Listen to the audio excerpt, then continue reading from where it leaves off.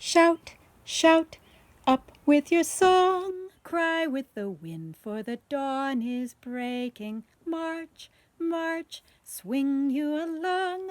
Wide blows our banner and hope is waking. Song with its story, dreams with their glory. Lo, they call, and glad is their word. Loud and louder it swells, thunder of freedom, the voices unheard. I first met Linda Meyer through Cassandra Peltier, who I met through the AAUW, which gave a program on Susan B. Anthony. And went down to visit the Susan B. Anthony Museum in Adams, Massachusetts a few weeks later with Liz Sistera, the curator of the Dover Historical Society. Liz had an interest in costumes, dress of the suffrage era. I didn't really share that interest. I thought that probably the dresses the suffragists wore were the least interesting aspect of the history. However, Liz and I ended up at Linda's vintage antique clothing loft, and I completely fell in love with the clothing that I found there. She had clothing from the suffrage era. She had amazing garments that were worn under clothing, slips, camisoles, sexy, lacy, beautifully constructed items that were never seen by anyone except the wearer and her maid. So Liz and I were just enchanted, and Liz ended up renting several of the costumes to put on display at the Dover Historical Society. For my part, I came back and I thought about Linda and her amazing collection, and I thought, well, you know, she really does have something to say about the suffragist era and the corsets in particular that women wore during that period, and why they wore them and how they wore them and what they meant to the culture of the time. The hourglass figure that is still with us today and so forth. So I suggested to the AAUW program committee that it might be interesting to have Linda give a lecture and to show us some of the clothing of the suffragist era. And we originally conceived it as the same type of program that we've been doing at the Oldham Theater, basically a talking head type of lecture, showing some clothing. And I thought to myself, I don't know, that really didn't sound that interesting. Maybe we could juice it up with some live models, maybe invite our members to come and wear some of the clothing of the era. And at that point, we realized we're all a lot bigger than the women of 1860 and 1910 and 1920. They're slim little figures, and the size of the clothing was going to be an issue. So that was one of the barriers that we had to deal with. But at any rate, as we were discussing having Linda come with her selection of her antique clothing and getting some live models engaged, I think it was in maybe March of this year, and COVID was ramping up. So then the issue became, we're going to have live models, but they're going to have to wear face masks. How's that going to work? And, oh, whoops, by the way, what about the audience? Do we really want to invite people into a closed theater, in close contact with one another? And so we started thinking about the show being a video instead of a live presentation. And at that point, someone suggested that we get in touch with Jackie Morrow, who had done some videos for the Bennington Museum. And Jackie suggested that we might want to go to the Park-McCullough house instead of the Oldham Theater. It's a beautiful Victorian setting with significance to the suffrage era. And so I went and took a look at it and fell in love with it. And Chris Oldham, the director of the Park-McCullough House, was very, very receptive, inviting, friendly, and accommodating. And we decided to do the show at the beautiful Park-McCullough House. So then ensued recruiting talent of the right size. Linda suggested that we might want to not just have representative models, but take a look at Vermont suffragists that we could then impersonate. So at that point we were trying to match historical suffrage figures with the clothing, with the talent that we had in the house, and it became quite a 5-act opera. So it was really a wonderful opportunity to kind of expand the reach of the organization, to involve all of our members in quite a different capacity.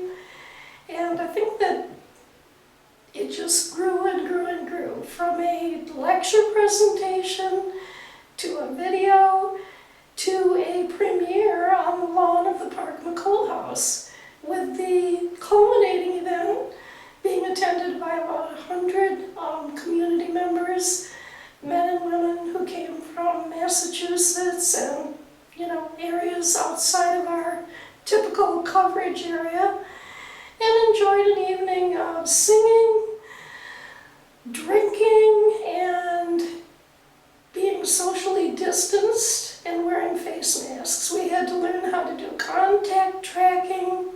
We had to do pre-registration using a platform that we had not used before. So I think it expanded the reach of the organization. And going forward, of course, our programming is going to be very, very similar, in the sense that it will be virtual and require pre-registration.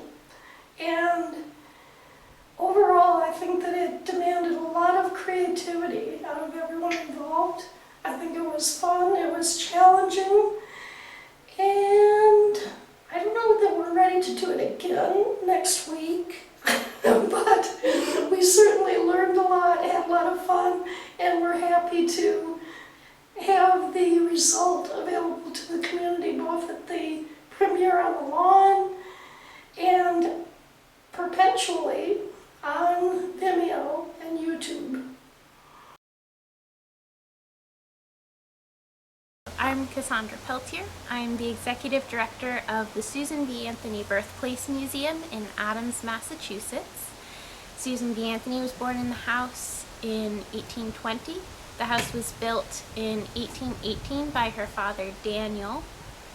There are still family descendants living in Adams, and so we work with them a lot to keep up the house and the garden.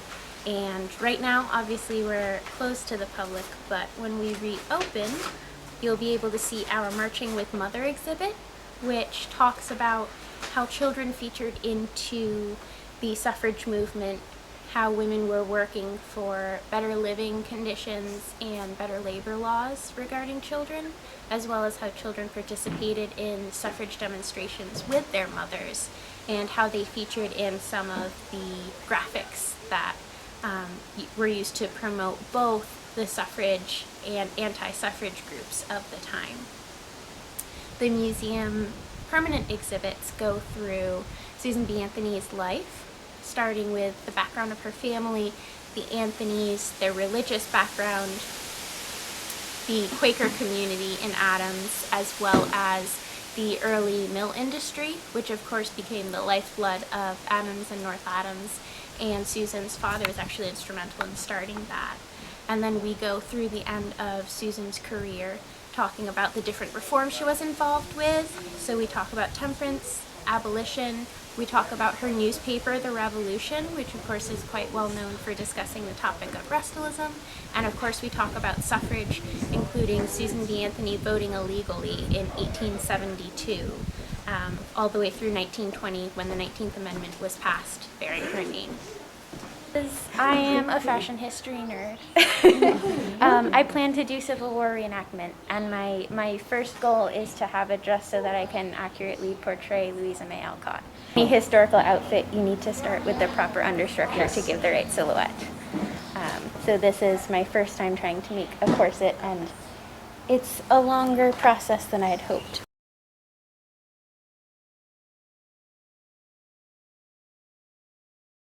I have been doing this, I have to admit, to 40 years.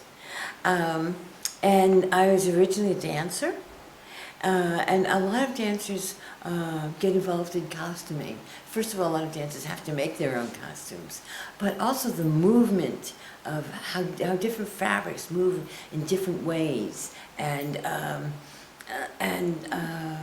the design and movement are very attached to people who are interested in both. So I started out from a very young girl as a dancer, but I remember when I was about 7, my mother took my brother and I to the Museum of the City of New York. And at that time, they were having an exhibit of all the inaugural gowns from all the presidents, starting with George Washington to Mamie Eisenhower, who was the president's wife at the time. And I was just flabbergasted. I have to tell you that the interest in almost anything, but I know that interest in fashion and clothing and design start when you're really in grammar school. It usually starts about 7, 8 years old. Your first impact of realizing that somebody has a nicer dress than you do is one of the motivations. But that exhibit stayed. When I remember going home and to my blackboard with colored chalks and painting and drawing the big dresses. And I remember Mrs. Lincoln's dress. It filled up half a room. It was just magnificent. And I think that experience kind of stayed with me all my life, and was always an interest. And then I had to make money. I had to work, because dancers don't make money. And a friend of mine was starting an antique clothing store in the Queens, and I joined her. And then she decided to move to Pittsfield, Massachusetts. And I came up with her, and because I had been living in New York City, and I worked with her for a number of years, and then I started my own store, and I also started at that same time lecturing on the history of fashion, and it's been a personal study for 40 years. I can tell over a 200-year period, within 2 years, when something was designed and made, and how and what the material is, and it's like it's kind of like gardening in a way, you know, the same way that you would be interested in the soils and in how the sun affects certain plants, and it's similar to being interested in, for me, in antique clothing. And I moved to Adams, Massachusetts, and so I decided to open my store near where I lived in Adams, and I've been there for 13 years, and it's very beautiful, and it ranges from about 1840s to about 1990s. And so when you walk in that store, you have a full range of history that's very personal. And that's another aspect I like of antique clothes, is that the history of the clothes brings the reality of the time to you.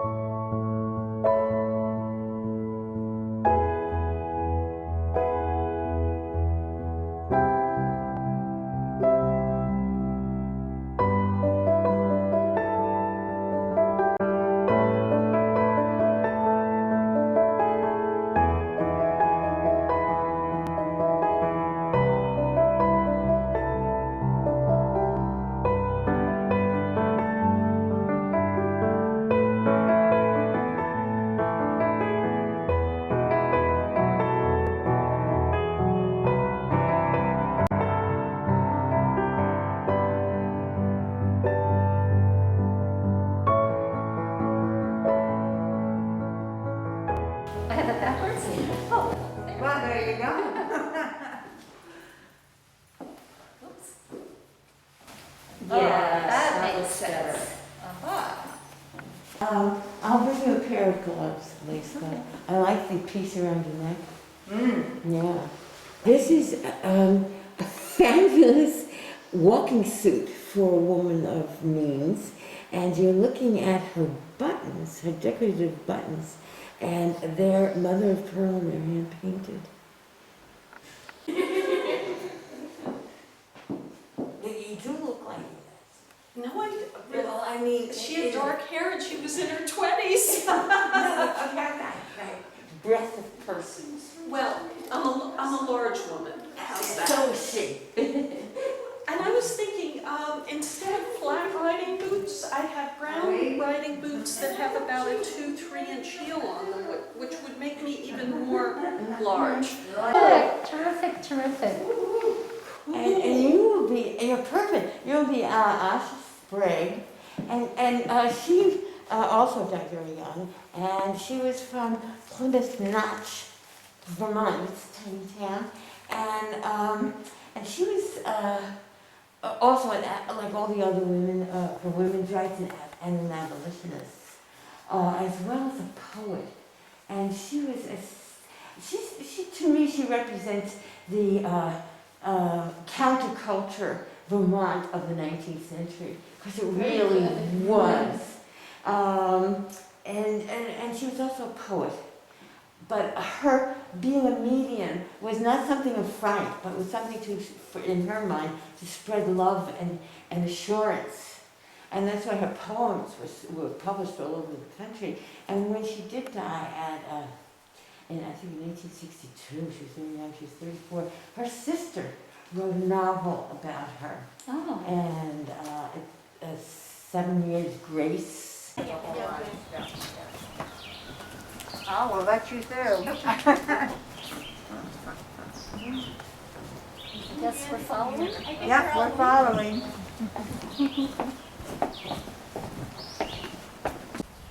See your Kathy.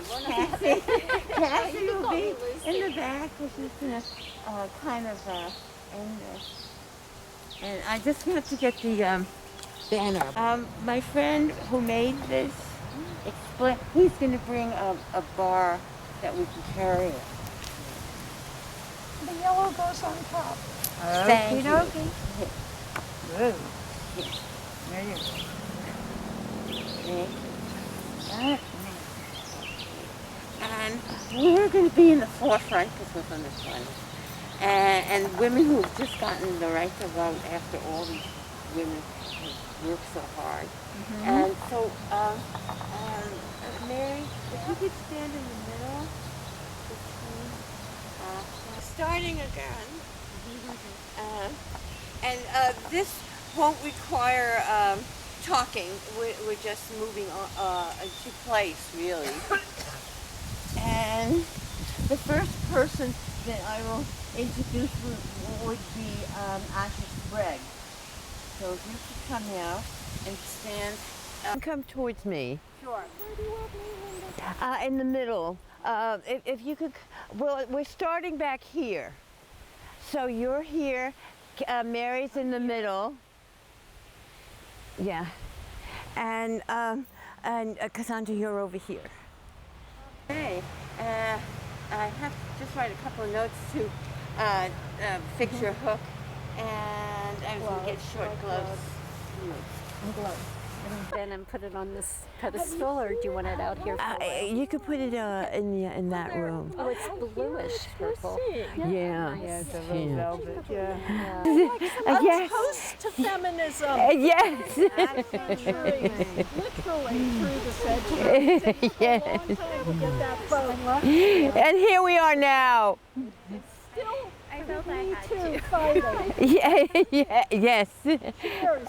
Thank you, Park-McCullough. And the Association for the University Women. Great. Thank you so much for doing Oh, thank you, everybody.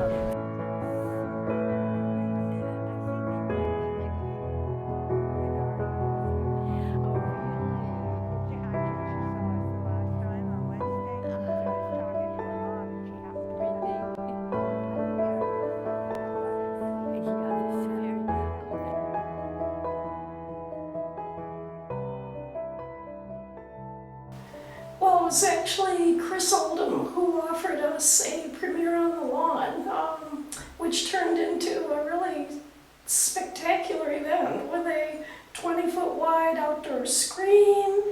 We had invited people to come in costume of the period if they wished. We had a signature suffrage cocktail. We had a sing-along of suffrage songs of the era, along with an introduction to really what those songs meant to the women of the times. And I think a good time was had by all. It was a free event, open to the public. We had over 100 people there. Most of them were not our members, but we had good participation from our membership as well.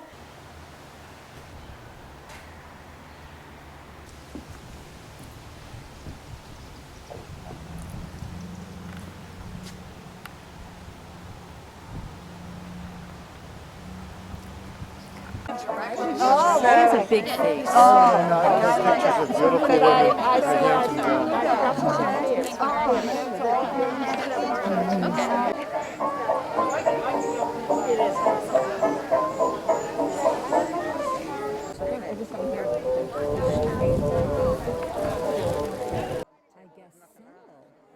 going to have a sing-along in a few minutes, I guess. I'm not looking as old as I am. But I had that for a while. When people started to call, I needed to just... Thank you. Drinks? About that vintage stuff. Why don't you get in there? You're perfect too. Love the shoes. And you don't recognize another face mask I got something funny for Tony for a hostess gift. A host gift. I know, I just love all these.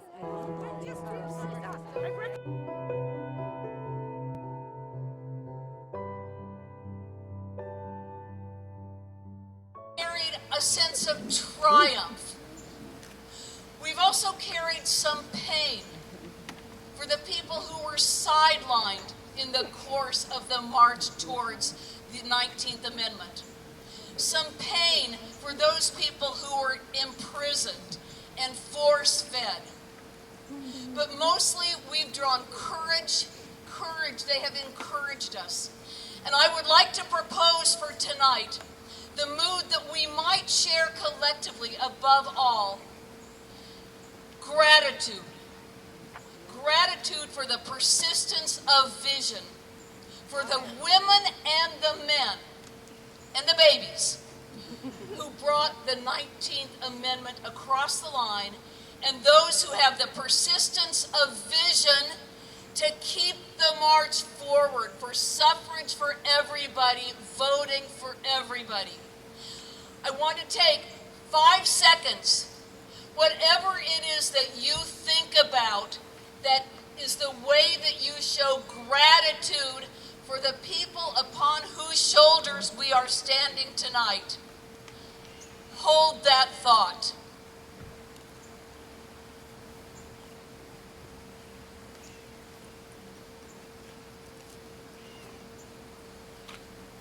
Thank you to those who went before us, and thanks to us who are continuing the fight.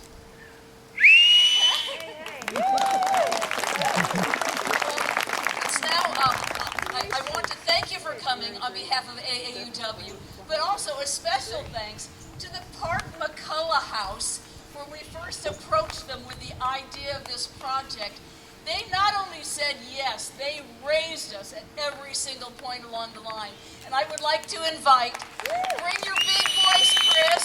This is Chris Oldham, the Executive Director of the Park-McCullough House. Wait a minute. Thank you, everyone. Gentlemen, would you please join me in giving a round of applause to the women here tonight? Thank you so much. And thank you so much for being at Park-McCullough. It's so nice to see the house alive. Wouldn't you agree? Yeah. Wonderful. And what a nice place to do this. I wanted to point out real quickly that we were able to find something from the 3rd floor. We don't have a lot of information on it other than the fact that it's made out of snakeskin and it says "Votes for Women Now." This has never been seen by the public before, so I really encourage you to come and take a look at this before we bring it back to the third floor. So here it is. If you have any ideas of what it might be or what the significance behind the snakeskin or anything, I'd really love to hear that. So I also want to recognize the AAUW. Thank you so much. Let's give them a round of applause. Working with them and the connections that we made and the projects that we have moving forward with them. I think we made a really nice partnership, and thank you for coming. Congratulations, and enjoy the rest of your evening.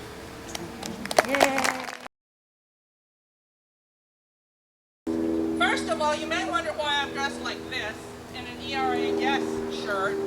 This is a little later than 1920, but guys, ERA ain't done yet.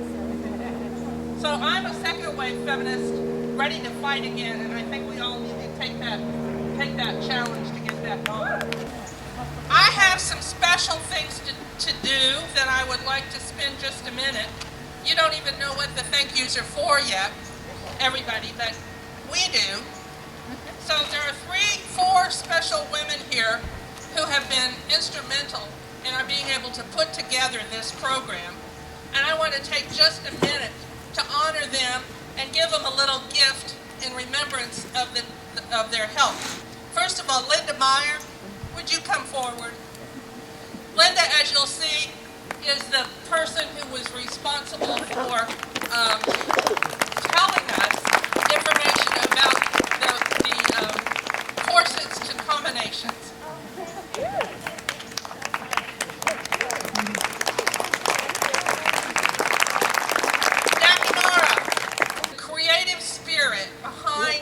Project is Mary Brady, who's a relatively new member of our group. And come forward, Mary. Mary.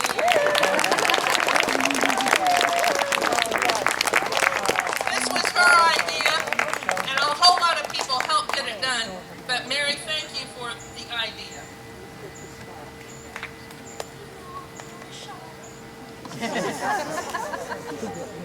You're welcome. Okay, those are my gifts. I have one more task to do. For everyone who pre-registered, we put your name in this bag, and we have a gift for you. So we are going to pick the winner. Claudia Dalton.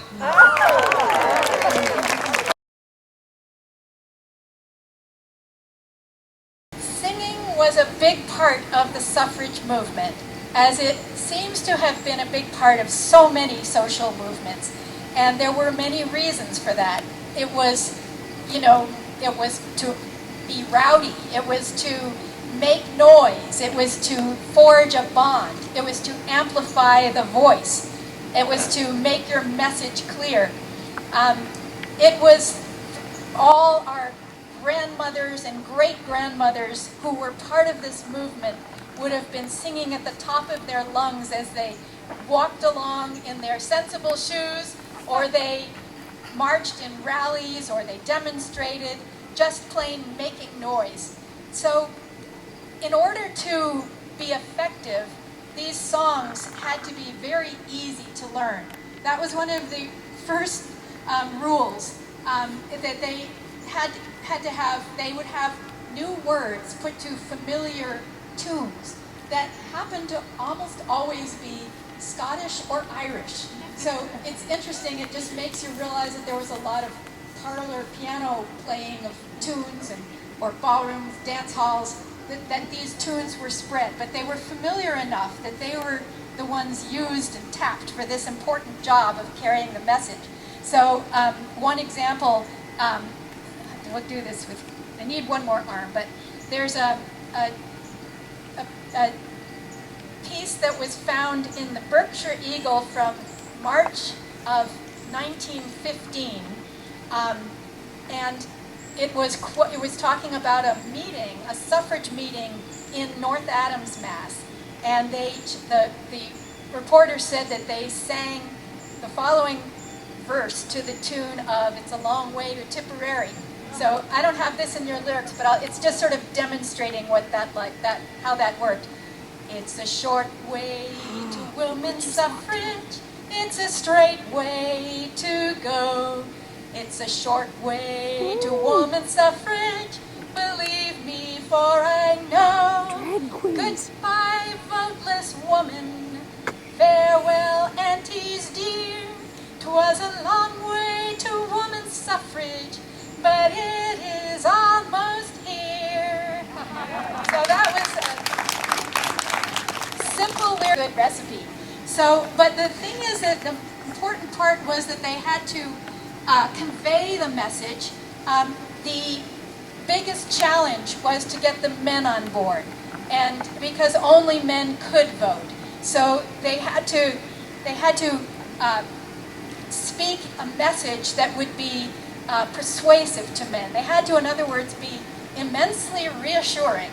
I'd like to think of it as the handles of the pot were turned away from them. The apparatus of power was turned away, and they didn't have the ability to actually, women couldn't vote for themselves, unfortunately, until they had the vote.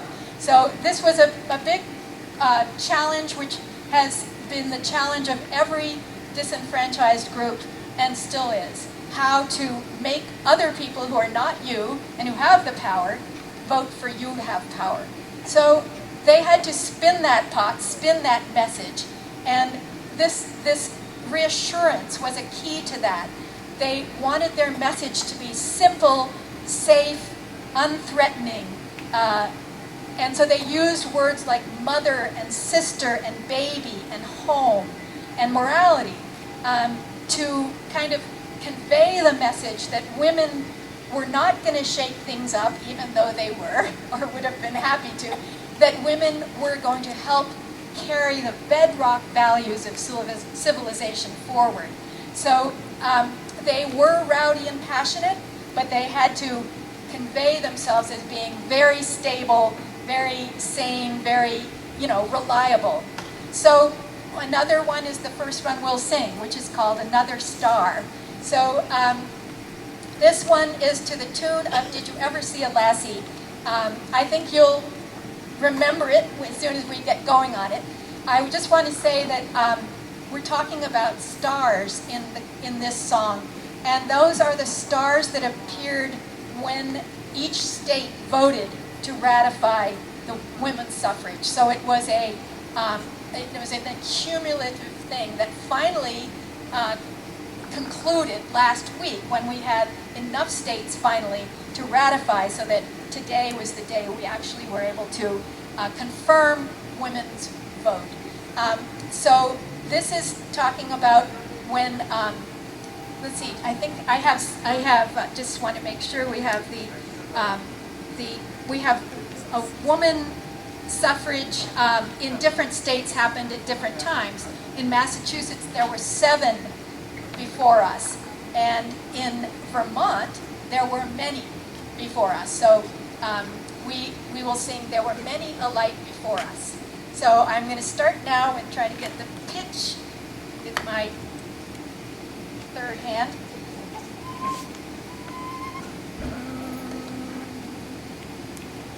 So I'm an alto, which tends to be okay for altos. Sopranos, sorry. Basses, I think you'll be okay. And everyone else, just choose a pitch that works. There were 7 alike before us, in the flag flying o'er us. But the war on next election, we bring a new star. A ballot for the lady, for the home, and for the baby. Come vote ye for the lady, the baby, the home. We are coming like the others, free sisters, free brothers, in the pride of our affection for the Green Mountain State. Then ballot for the lady, for the home, and for the baby. Come vote ye for the lady, the baby, the home. Yes, well done. So This is a good group of singers, and I can hear some good altos. So second we'll do Let Us Go Free, which is to the tune of Bonnie Dundee. And you may not think you know it, but I bet you do. So this again is reassuring. You know, it's comforting. It's talking about the love in a woman's heart. So let's see. To the lords of creation was woman who spake. Before things grow worse, there are new laws to make. So each modern man who loves honor and me, let him give us the ballot and let us go free. Come vote for our measure, come vote like a man. Do justice to women, we know that you can. Come alter the statutes and let us go free. For it's time for the ballot for women, you see. I'm actually going to raise it a tiny bit so that now it's time. The sopranos can join in. There is love in her heart, there is light in her eye. Her conscience is clear and her courage is high. There is hope for the world when the women are free. Just give us the ballot and then you will see. Come vote for our measure, come vote like a man. Do justice to women, we know that you can. Come alter the statutes and let us go free. For it's time for the ballot for women, you see. Very well done. So I'm going to move on to The Women Are Coming. This one is a great march song. In fact, when we marched in last year's 4th of July parade, we had a whole list of songs we were going to sing, but this was the one that stuck because it is so simple and easy to march with, and so we sang it over and over again. Luckily in a parade you're passing different people all the time, but so let's see if I can. You'll notice this one has the reference to Susan B. Anthony, who is also celebrated her 200th birthday this year. And that was a wonderful birthday party for her in Adams, Mass, where she was born. So, the women are coming to vote, to vote. The women are coming to vote, to vote. The women are coming to set the world humming. The women are coming to vote, to vote. Susan B. Anthony went before, and now we are following more and more. We'll lift up the banners and strike up the drum. The women are coming, they come, they come. The women are coming to vote, to vote. The women are coming to vote, to vote. The women are coming to set the world humming. The women are coming to vote, to vote. 1,000,000 women standing true, the banners of their faith unfurled, to show what mother power can do, to save the child and serve the world. The women are coming to vote, to vote. The women are coming to vote, to vote. The women are coming to set the world humming. The women are coming to vote, to vote. Yay, very nice. Good job. Shout, shout, up with your song. Cry with the wind, for the dawn is breaking. March, march, swing you along. Wide blows our banner and hope is waking. Song with its story, dreams with their glory. Lo, they call, and glad is their word. Loud and louder it swells, thunder of freedom, the voices unheard. Comrades, ye who have dared, first in the battle to strive and sorrow, scorned, spurned, naught ye have cared, raising your eyes to a wider morrow. Ways that are weary, days that are dreary, toil and pain, by faith ye have borne. Hail, hail, victors you stand, wearing the wreath that the brave have worn. Life, strife, those two are one, naught can ye win but by faith and daring. On, on, that ye have done, but for the work of today preparing, firm in reliance, laugh a defiance, laugh in hope, for sure is the end. March, march, many as one, shoulder to shoulder and friend to friend.